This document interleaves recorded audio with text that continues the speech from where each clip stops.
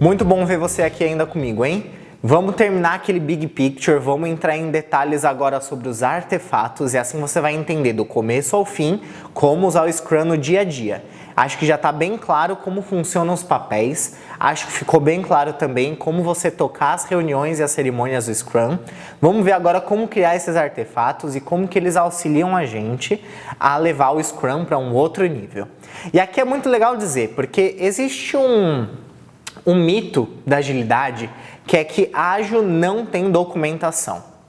Isso é um grande mito. Ágil tem documentação sim. A gente entende que documentação é importante desde que ela seja útil pra gente. Não vamos sair documentando tudo, criando aquelas documentações que não tem mais fim, que não tem valor, que ninguém vai ler nunca mais. E uma prova disso é que o próprio Scrum, que é um framework ágil, muito divulgado dentro dos mundos ágeis por aí, dos universos ágeis, e o próprio Scrum tem artefatos, que nada mais são do que documentos, documentação. Mas você vai ver agora como que é a abordagem ágil para a documentação. E você pode tirar até, inclusive, alguns conhecimentos de como fazer documentação ágil fora aqui do Scrum. Se você quiser criar um documento extra dentro do Scrum, ele está aberto para receber esse documento, desde que ele seja útil, desde que as pessoas veem valor neste tipo de artefato. Vamos começar com o primeiro artefato, que é o Product Backlog. O Product Backlog é um dos principais documentos que nós temos, um dos principais artefatos que nós temos dentro do Scrum. Ele é um artefato-chave porque é ali que está representado o que é valor de negócio para os nossos clientes. A responsabilidade por criar e manter o Product Backlog ela é exclusiva do Product Owner. O Product Owner ali no seu dia a dia ele vai estar em contato constante com o cliente, entendendo as necessidades de negócio do cliente, entendendo o que é valor para o cliente, e aí ele vai transferir todo esse conhecimento que ele adquire do negócio do cliente para o nosso Product Backlog.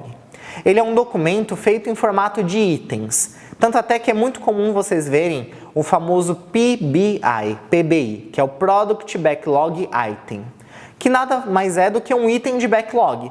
Então ele é formado em itens, em blocos, em documentos, em arquivos, não importa. Aonde cada item desse backlog representa algo de valor para o nosso cliente. Seja isso o que for, isso depende muito do seu contexto.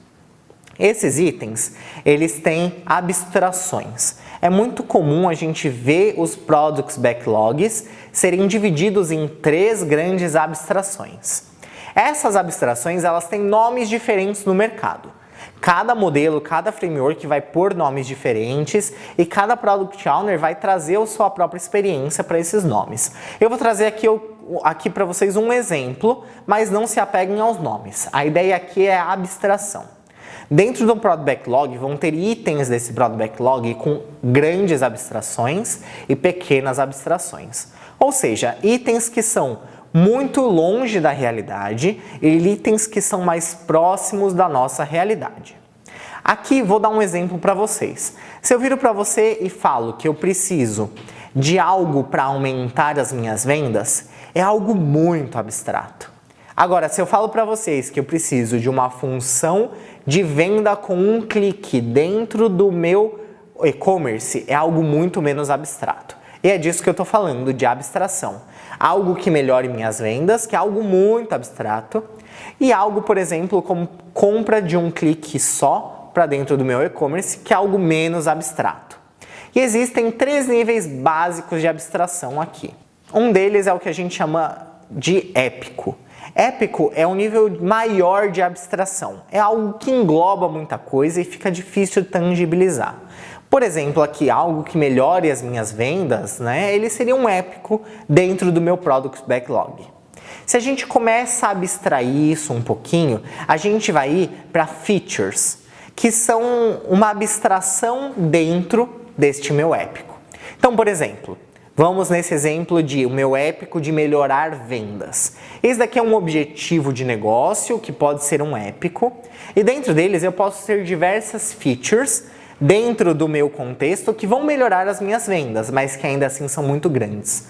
Por exemplo, eu posso ter uma feature ali de e-commerce, eu posso ter uma feature ali de vendas por telefone, eu posso ter uma feature de venda direta. São coisas ainda muito abstratas. Vamos abstrair um pouquinho mais, vamos entrar na história do usuário, que é o nível mais próximo de abstração possível dentro de um Product Backlog. Ali, quando a gente fala, por exemplo, de uma feature de e-commerce, eu vou ter ali a minha história de usuário de compra por um clique.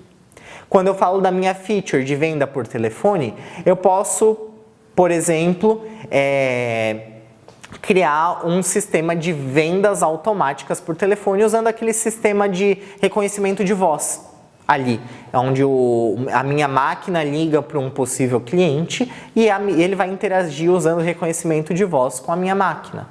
Se eu tenho ali vendas diretas, eu posso ter uma história de usuário, onde eu posso agora, por exemplo, fazer vendas diretas usando videoconferência.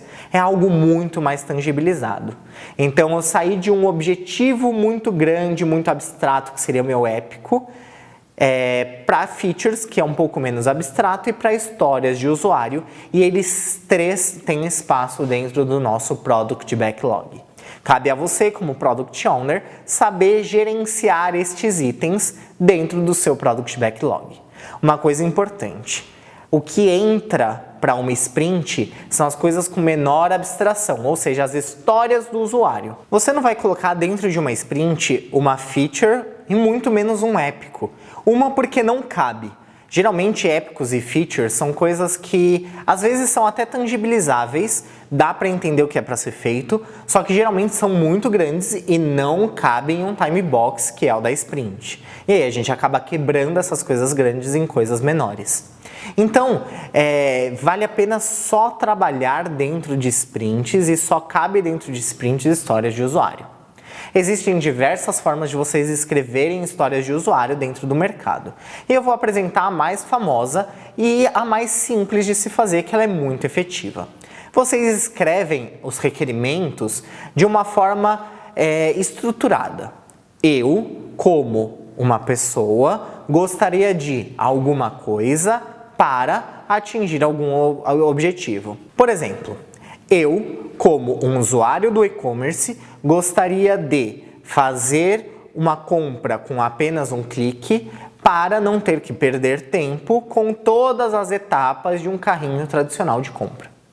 É isso que entra dentro de uma sprint, porque aí o desenvolvedor vai olhar para essa frase, que nada mais é do que uma frase estruturada, e aí, por exemplo, o programador vai entender que ele vai precisar programar tais tipos de sistemas dentro do seu e-commerce. O cara do banco de dados vai olhar para essa história de usuário e vai saber quais as alterações que ele precisa fazer dentro do seu banco de dados para atribuir esse tipo de feature. A pessoa de design e de UX já vai saber quais são as alterações no layout do e-commerce que ela precisa fazer, e o UX vai saber o que ele precisa desenhar de experiência de usuário ao redor dessa compra de um clique para que ela seja segura e também com uma boa experiência para o seu usuário. Aqui fica a grande chave. A história de usuário não fala de tarefas, ela para em uma abstração antes. Porque as tarefas de fato, as tasks que vão ser feitas no dia a dia, são escritas pelas próprias pessoas que vão fazer ela. Então, um bom Product Backlog vai de uma abstração, de um épico ali, bem abstrato, até uma abstração que para antes de uma tarefa, que a gente está chamando aqui de história de usuário através dessa frase estruturada. A tarefa é feita na Sprint Planning, na segunda parte dela, quando as pessoas do time Scrum pegam essas histórias de usuário que vão ser desenvolvidas na sprint e traduzem elas em tarefas particulares que vão ser acompanhadas durante uma sprint. Vamos falar agora do Sprint Backlog. Afinal de contas, o que é esse Sprint Backlog? Ele é um artefato muito simples, muito fácil de gerar e de utilizar no dia a dia. O Sprint Backlog nada mais é do que o topo do backlog que está priorizado e que vai ser desenvolvido no decorrer dessa sprint. Simples assim. É como se fosse um copia e cola do Product Backlog. A diferença é que o Product Backlog ele é um backlog completo. Ele tem todas as features, todos os épicos, todas as histórias, tudo que é valor para o cliente completo ali e bem dinâmico, ele vai mudar o tempo todo, de acordo com os feedbacks do cliente. O Sprint Backlog, ele é uma abstração desse Product Backlog. Ele é o topo dele, que vai ser desenvolvido durante uma sprint, e ele tende a ser imutável, porque a gente já discutiu na planning o que vai ser feito. Simples assim. Ele é só um recorte desse backlog completo para nortear o trabalho da equipe de produção Scrum. O próximo artefato é o Definition of Done. Esse artefato ele é um artefato de transparência do Scrum. Pouco utilizado, mas muito poderoso. Ele é um artefato simples, tão simples quanto uma checklist. E ele é literalmente uma checklist. Ele é um artefato escrito do Product Owner para o time de desenvolvimento. Esse artefato, o Product Owner, ele vai escrever quais são os critérios que o time de desenvolvimento deve seguir para considerar um item do Product Backlog terminado. Então aí depende muito do contexto. Vamos seguir aqui na nossa linha da compra por um clique. Dentro do Definition of Done, pode estar itens lá, por exemplo, testes automatizados. Todos os itens para serem considerados terminados têm que ter teste automatizado e tem que passar nos testes automatizados. Revisão por pares. Todos os itens do Product Backlog para serem considerados terminados têm que ser revisados pelo seu par, seja ele qual for. E aí vão ter vários itens que geralmente expressam qualidade, que todos os itens para serem considerados terminados têm que passar por aquele critério de qualidade que é o Definition of Done. Somente os itens que passaram por esse critério que entram na Sprint Review para serem apresentados para os nossos clientes e para os convidados que sejam, como a gente viu na aula de Sprint Review. O último dos artefatos que nós vamos visitar aqui é o MVP. Afinal de contas, o que é um MVP? MVP é uma sigla para Minimum Viable Product, ou mínimo produto viável. Esse é um conceito ágil, não exclusivo do Scrum. Muitos outros frameworks utilizam esse conceito e eu diria que ele está ali muito próximo da raiz da agilidade. A ideia é a gente pegar um produto completo, quebrar ele em partes funcionais ou até mesmo abstrair ele em um produto mais simples para que a gente possa desenvolver ele mais rápido, colocar ele no mercado mais rápido, coletar feedback o quanto antes e ajustar ele quanto antes possível. Ao contrário de um desenvolvimento tradicional de produtos, onde a gente vai construir o produto do começo ao fim, com todas as suas funcionalidades, com toda a sua qualidade, com tudo que precisa, e a gente coloca isso no mercado de uma vez, e só para ir descobrir se os clientes querem ou não usar, ou se esse produto atende ou não a necessidade, a gente vai quebrar esse produto em pequenos subprodutos ou até mesmo em produtos mais simples para testar o conceito e não ter que gastar tanto tempo, tanto investimento ou até mesmo tanto dinheiro para testar esse produto na prática. A gente vai reduzir ele, testar ele o quanto antes para coletar feedback o quanto antes. Esse é o conceito geral de um MVP, de um Minimum Viable Product. E eu vou dar um exemplo aqui para vocês. Imagina que você quer vender sapatos online.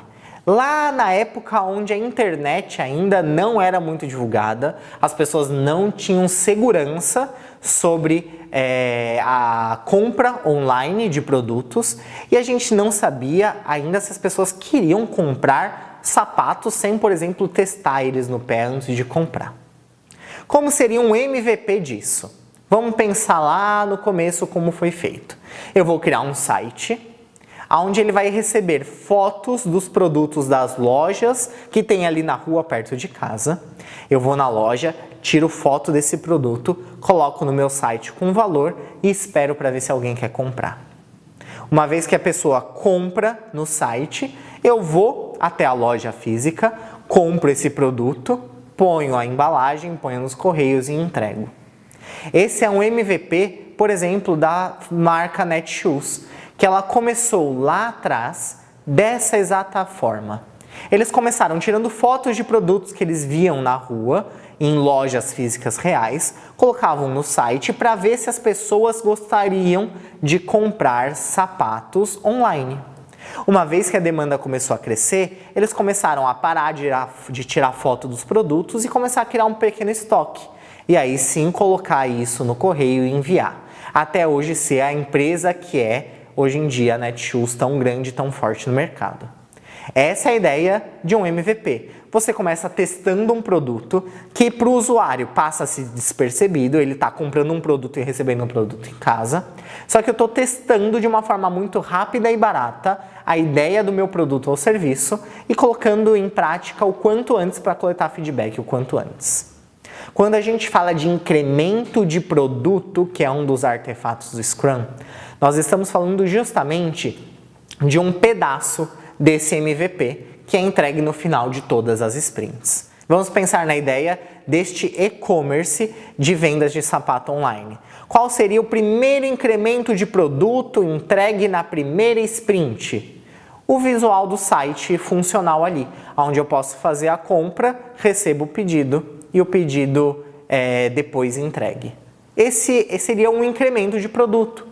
Às vezes, se isso é muito grande para uma sprint, por exemplo, de uma semana, talvez o primeiro incremento de produto seja o site funcional, mas ainda sem produtos nenhum. No segundo incremento de produto, para a segunda sprint, a gente entrega ali o site já populado, testado, bonitinho. E aí esses dois incrementos de produtos formam um MVP. Você não precisa entregar o MVP logo na primeira sprint. O MVP ele é um conjunto de incrementos de produto. O importante é que a entrega da sprint, que é este incremento de produto, tenha valor agregado ao negócio. Não adianta eu entregar alguma coisa no final da sprint que não tenha valor. Tem que ter valor. Não precisa ser de fato funcional lá na ponta para o cliente. Às vezes a gente precisa de 2 ou 3 sprints para ter esse produto funcional, mas tem que ter valor percebido. E esse é o conceito de um incremento de produto e de quebra o conceito de MVP para vocês. Aqui a gente fecha os artefatos essenciais descritos ali no Scrum Guide. Na próxima aula eu vou passar para vocês algumas ferramentas adicionais que não estão descritas ali no Scrum tradicional, mas que são muito bem-vindas e eu acho que você pode se beneficiar muito se utilizar elas no dia a dia. Vejo você na próxima aula.